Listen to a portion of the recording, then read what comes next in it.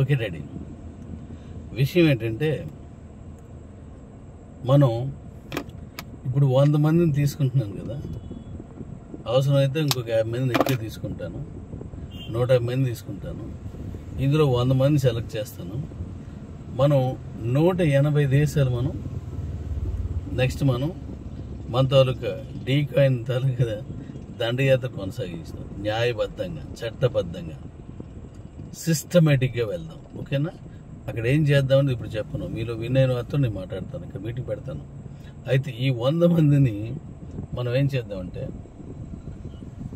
100 మందిని ఒక దేశానికి 3 చొప్పున, 30 దేశాలకి 3 90 మంది, 10 మంది అడ్మినిస్ట్రేషన్లో తీసుకుంటున్నారు. ఆర్డర్ వాళ్ళు ఎలాగా ముందుకు తీసుకెళ్ళండి.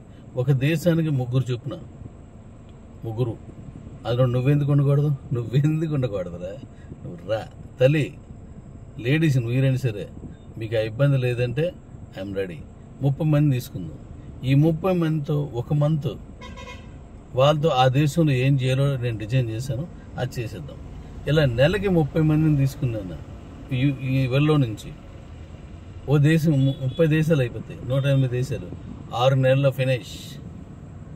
మధ్యలో సెలవులు తీసుకున్నాను, 1 ఇయర్లో ఫినిష్. మొత్తం ప్రపంచం అంతా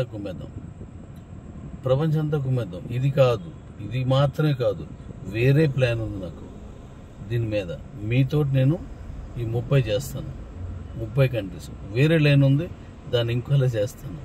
మీ ముగ్గురే వెళ్ళరు దేశం, ఈ దేశం. ఇంకా వేరే పర్సన్స్ వస్తారు, వాళ్ళతో చేద్దాం. ఓకే?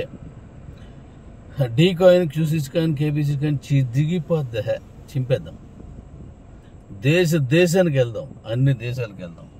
అన్ని దేశాలకి వెళ్ళి మన సత్తా ఏంటో మనం నిరూపించుదాం. అసలు నేనేం చెప్పను, చేస్తాను. చెబితే ఫాలో అయిపోతున్నాను. మనం ఏం పెట్టామో అది అంకెలు మార్చి పెట్టేస్తారు. దానికోసం అది చేసారే పెట్టుకుని, అది కూడా మన గొప్పతనమే. మనది ఫాలో అవుతున్నారంటే అర్థం ఏంటి? మన గొప్పతనం. చాలా సంతోషం.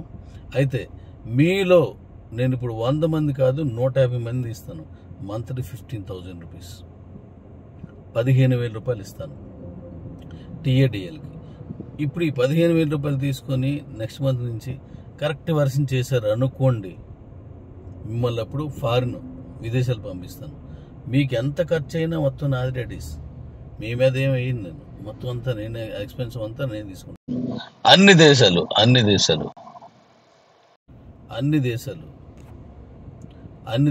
మీద, అన్ని దేశాల్లోనూ మన తాలూకా జైత్రయాత్ర కొనసాగించింది.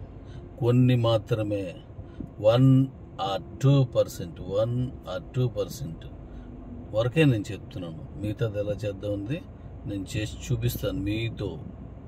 ఇంకా కొంత టెక్నికల్ పర్సన్స్ తీసుకున్నాను, వాళ్ళని కలిపి ఇంకొంత వేరే దేశాల్లో మనకు కావాల్సిన ఏర్పాట్లన్నీ చేసేటువంటి టీమ్స్ని తీసుకున్నాను. వాళ్ళతో, ఆ దేశంలో ఉన్న వాళ్ళని కూడా కలెక్ట్ చేస్తున్నాను, వాళ్ళతో చేద్దాం మనం. నువ్వు రెడీయా? రా, కబుర్లు చెప్పడద్దు, పని చేద్దాం. ఎవరో పని చేస్తుంటే పుంకాలుగా ఉపన్యాసాలు ఇచ్చి, అసలు అదేంటంటే ఇలా చేస్తే బాగుంటుందిరా. చెప్పడం వేరు, చేయడం వేరు. విమర్శించడానికి ఏం కావాలి? నోరుంటే చాలు. కానీ పని కంప్లీట్ చేయాలంటే సత్తా ఉండాలా, దమ్ము ఉండాలా. రా. ఎంతసేపు నన్ను విమర్శించినా, ఇంకొకరు విమర్శించినా, మరో కంపెనీ, ఏ కంపెనీని విమర్శించినా ఒక్కటే, మన సత్తా చూపించాలి తప్ప విమర్శించడానికి ఏముంది? నేను మరీ విమర్శిస్తాను, నాతో విమర్శించగలరా మీరు? నేను పట్టుకున్నట్టయితే బొక్కలు అని నవ్వుతాను. కానీ అలా లాగడం గొప్ప కాదు. మన దగ్గర ఇంకొకటి లాక్కుండా దాన్ని వర్క్ చేసి మనల్ని నమ్మిన వాళ్ళ కోసం నువ్వు సత్తా చూపించడాడి. అప్పుడు మాట్లాడదు. ఎందుకు అలాగ మన ఆ కబుర్లు ఈ కబుర్లు చెప్పడం, పరవాడి మీద పడి నువ్వు వేయడం ఎందుకు? మనకేమొద్దురా, దమ్మెంతుంది చూపిందాం. మనం ఇచ్చిన టైం లోపల నువ్వు గెలవు. ఈ నెల 30 లోపల గెలుచుకుంటే కొన్ని బెనిఫిట్స్ ఉన్నాయి. ఈ వచ్చే నెల 15 లోపల అయితే ఇప్పుడు నేను చెప్పినట్టుగా 150 మెంబర్స్ని నేను తీస్తున్నాను. దేశం మొత్తం నుంచి నేను ఎలా తీయాలో అలా తీస్తాను. నీకు దమ్ము ఉంది కదా, చాలా కబుర్లు చెప్తున్నావు కదా, అది ఇలాగా చింపిస్తాను. అసలు ఏం జరిగిందంటే ఏం జరిగింది? ఒక కంపెనీకి వేస్తావు, ఒక ఐడియా వేస్తావు, అది పోయే వరకు పని చేస్తావు, తర్వాత ఇష్యూర్మని ఉంటావు, ఇంకొక కంపెనీ వస్తుంది, మళ్ళీ వెళ్ళి ఐడియా వేస్తావు. ఇంతేనా? ఏ కొత్త కంపెనీ వచ్చినా ముందు నేనే ఉండాలనే ఆలోచన తప్ప నిన్ను నమ్మి నీ వెనకాల వచ్చిన వాళ్ళకి ఒకరికే న్యాయం చేసావు నువ్వు. 500 కట్టారు, 1000 కట్టారు, 100 కట్టారు, లక్షలు కూడా కట్టారు. వాళ్ళకి నువ్వేం చేసావు? కబూర్లు చెప్పావు. ఎన్నిసార్లు చెప్తావు కబూర్లు అలానా? మళ్ళీ ఇంకో కంపెనీ వచ్చింది, అక్కడికి వెళ్ళి నీ దమ్మేడు చూపిస్తున్నావు, నాకు పలానా టీంను పలానా కంపెనీలో ఇంత టీం ఉంది, అంత టీం ఉంది, మొత్తం పోయింది కంపెనీ. నీకేదే టీం ఉంది, మళ్ళీ పోగొట్టడానికి ఒక కంపెనీకి వెళ్తున్నావు.